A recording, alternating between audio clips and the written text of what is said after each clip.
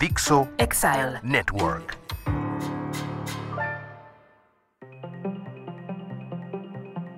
La economía de la atención. Buscas una noticia, aparecen los primeros encabezados y uno de ellos no te gusta y abandonas la búsqueda. O escuchaste de una empresa, la buscas por su nombre en internet, no te salió a la primera y dejas de buscar esa empresa. La noticia de la mañana sigue siendo noticia en la noche, o más bien, después de unos minutos, ya ni siquiera es relevante. Estás buscando un video, te topas con uno que no te gusta y abandonas la búsqueda. O bien, encuentras otro video que no tiene nada que ver con lo que estabas buscando y hasta se te olvida lo que originalmente buscabas porque te perdiste en ver un video que no tenía nada que ver. ¿Te suena todo esto conocido y de lo más normal? Sé que esta respuesta para la mayoría será que sí. La realidad es que mientras más información hay, y esta a su vez está más y más disponible, se va reduciendo la atención en la misma. Sin embargo, esto ha cambiado para siempre uno de los motores de cualquier economía, la industria de la publicidad. Mientras menos atención se tenga, se impacta por igual a cualquier tipo de anuncio, mensaje o promocional. Y es así como si un consumidor tiene cada vez menos experiencias, por así decirlo, entre comillas, memorables, y su capacidad de atención es menor, la posibilidad de comprar o ser impactado o motivado a una acción de compra por una publicidad o comercial será cada vez menor. Entonces la pregunta es, ¿qué hacer ante el fenómeno de la economía de la atención? La respuesta es más fácil en decirla que en lograrla, pero se combinan, en mi opinión, dos puntos. El primero es identificar el perfil del interesado o prospecto. Sin esto, realmente no sabemos a quién le queremos dirigir qué.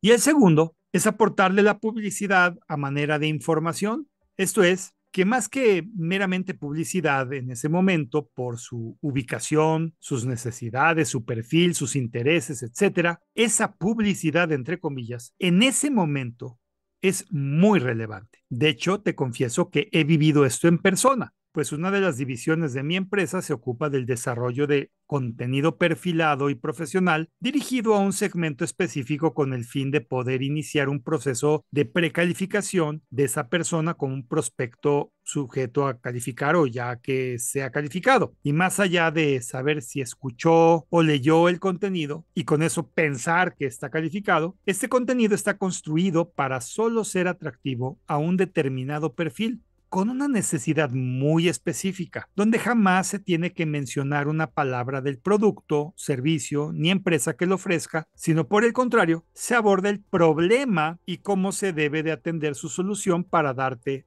un ejemplo. En pocas palabras, en todo lo que te comento, se busca hacer al consumidor una persona contenta o satisfecha o genuinamente interesada en información y no en un vil anuncio. Esto se puede lograr de muchas maneras, siendo una de las más efectivas el hacer un intercambio con el prospecto sujeto de consumir.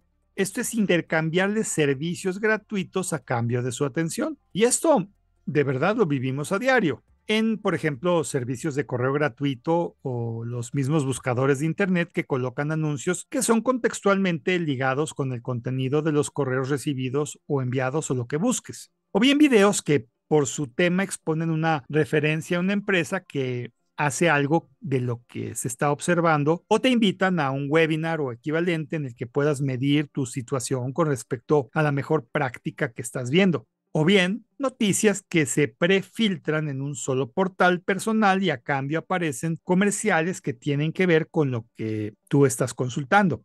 Todos estos son simples ejemplos de la economía de la atención y en todos los casos el servicio es gratuito. La palabra clave también en todo esto es responder a la pregunta: ¿qué tan relevante es esto para el consumidor? Y mientras la relevancia sea muy alta o de preferencia total, el interesado se mantendrá en ese sitio o leyendo ese anuncio o viendo ese video o escuchando ese podcast y con ello los anuncios serán observados y se les prestará atención. En palabras sencillas, se paga con valor agregado e información a cambio de la atención.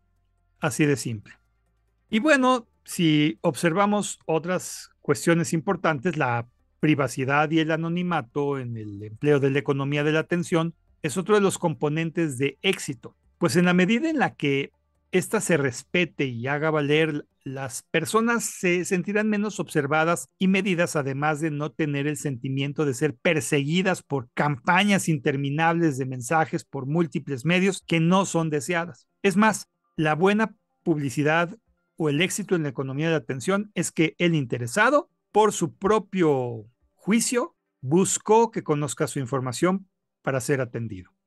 Y así de simple, lo que se hace en Internet y en lo que se invierte el tiempo representa de muy buena manera lo que eres, tema que yo he abordado en mi blog y en mi podcast en múltiples episodios. Y esto pues concretamente en temas como los que he hablado de tu presencia digital y tu huella digital, por ejemplo.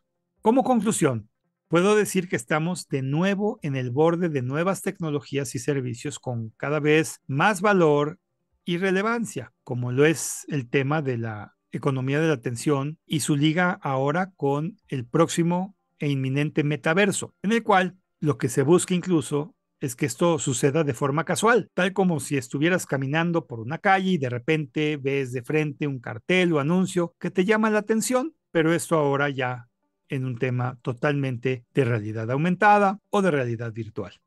Aquellos que le hagan caso a la economía de la atención formalmente, en mi opinión, se verán bien premiados por no solo la captación de un mercado cada vez más exigente, sino que además tendrán clara ventaja sobre los que se basan aún en modelos clásicos, yo llamaría entre comillas obsoletos, de buscar la atención mediante lo que yo llamaría también fuerza bruta. Soy Moisés Polishuk y agradezco que me hayas escuchado. Hasta la próxima.